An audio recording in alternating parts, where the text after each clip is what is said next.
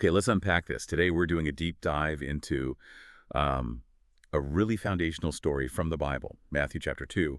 Our source is the text itself, so you get it straight from the original account.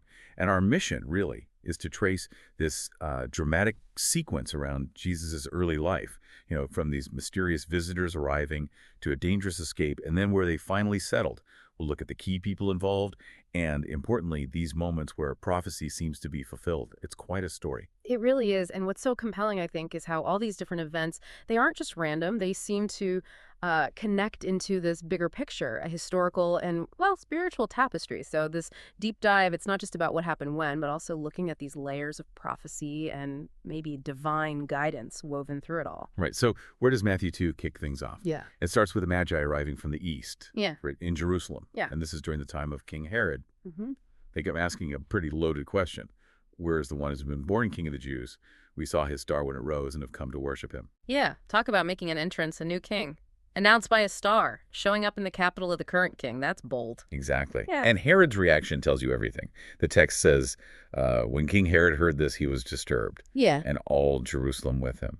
So it wasn't just Herod freaking out, was it? No, not at all. You have to remember Herod's position. He was, let's say, quite sensitive about his power, always looking over his shoulder. So news of a born king of the Jews, that's a direct threat, politically and personally. And the fact that all Jerusalem was disturbed too, well, that suggests this ripple effect. Maybe fear of what Herod might do, or perhaps, a real sense of unease about what this could all mean. Change is unsettling. Okay, so Herod's disturbed. He sees a threat. What's his first move? How does he try to handle this? Well, he plays it smart initially. He gathers his experts, all the people's chief priests and teachers of the law, the scholars, and he asks them straight up, where is the Messiah supposed to be born? And they have the answer drawn from prophecy. They do. They quote the prophet Micah.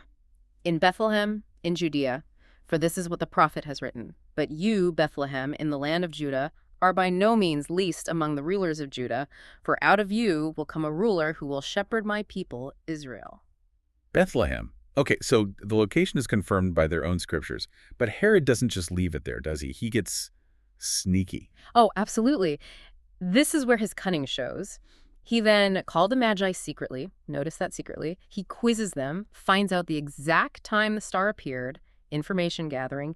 Then he sends them to Bethlehem. And listen to this instruction. It sounds almost helpful. Go and search carefully for the child. As soon as you find him, report to me, so that I too may go and worship him. Yeah, right.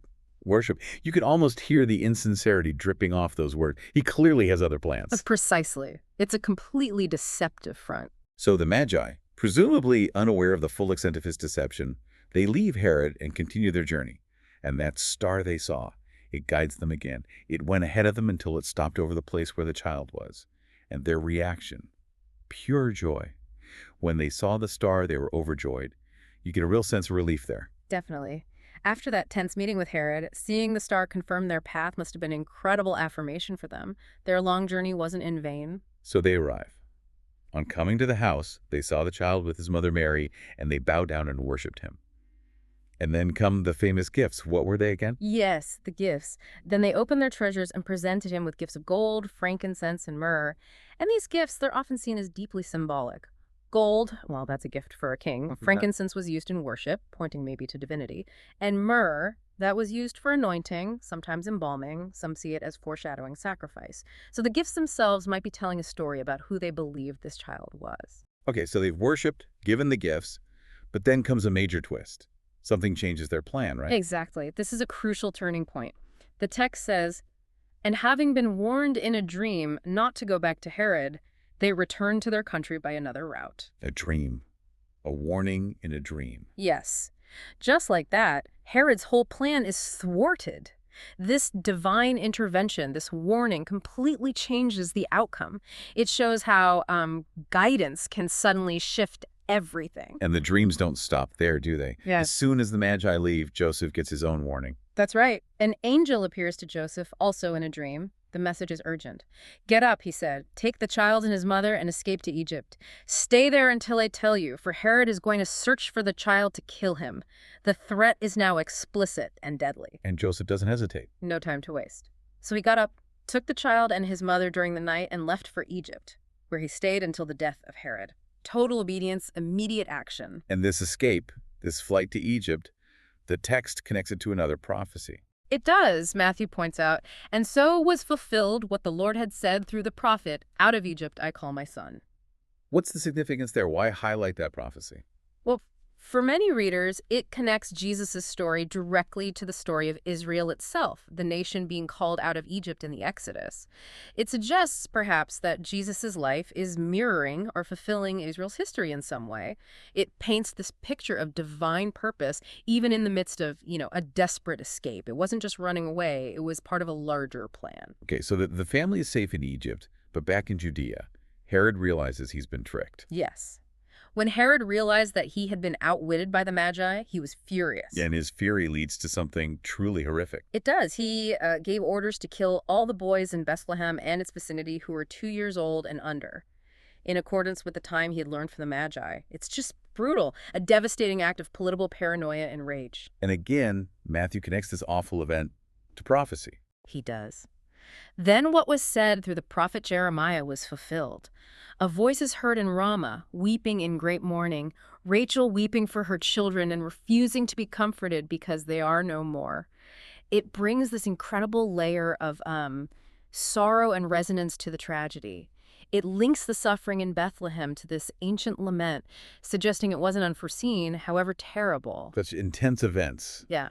But the danger from Herod himself eventually passes. What happens next? Time passes, and eventually, after Herod died, an angel of the Lord appeared in a dream to Joseph in Egypt. Another dream. Exactly. The message this time: get up, take the child and his mother, and go to the land of Israel.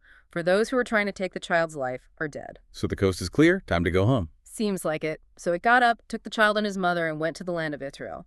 Joseph is consistently obedient to these dream messages. But it's not quite that simple upon return, is it? There's still a reason for caution.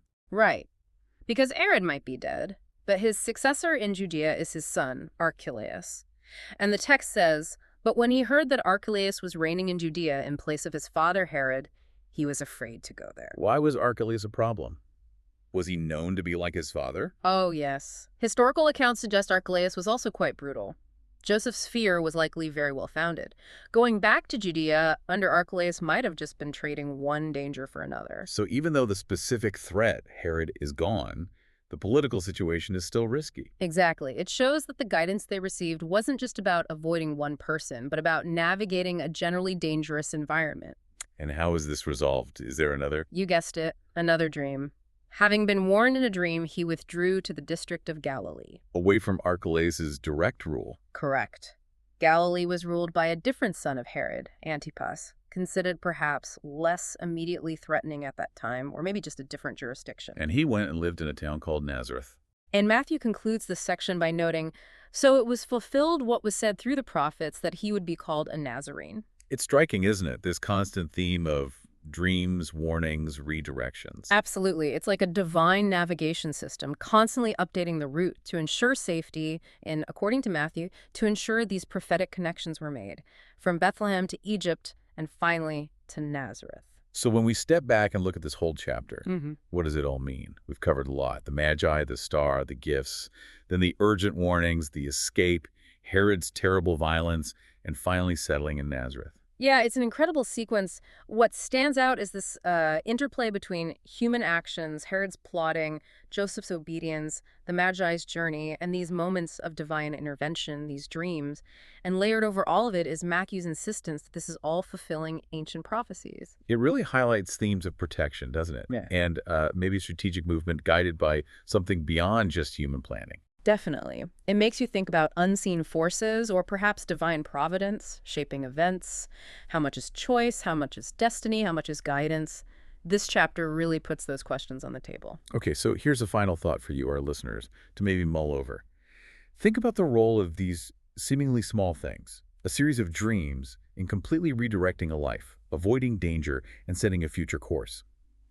How might paying attention to, subtle warnings, unexpected nudges, or even those gut feelings in your own life, how might that offer protection or maybe lead you down paths you never would have expected?